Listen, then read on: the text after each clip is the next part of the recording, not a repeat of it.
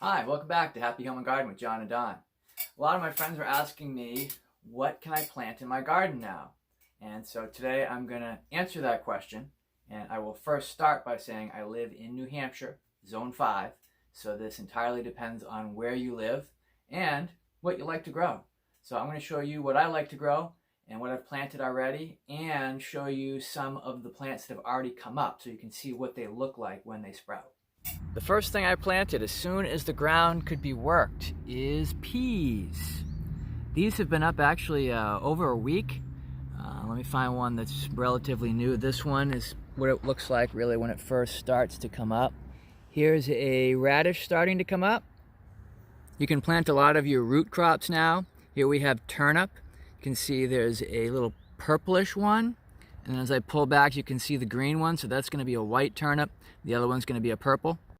Here we have a rutabaga, a big root.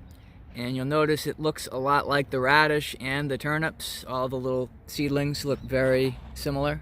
Here we have a lettuce plant that came up as a volunteer. It must have seeded itself from one of last year's lettuce plants. So that tells me you can definitely plant your cold hardy greens like spinach as well. Here we have a kale plant that actually seeded itself from last year also. So I didn't plant it, but you can plant kale now. And here's a tiny little cilantro sprout. The other crop that I like to plant this time of year is potatoes. I usually plant these mid-April, so I don't have any that are coming up yet to show you, but there is some preparation involved before you plant these.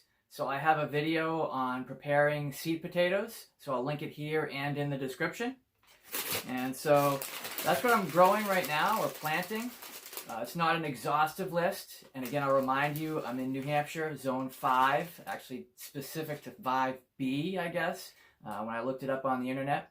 So check the internet for your plant hardiness zone and get planting. So thanks for watching, and we'll see you next time.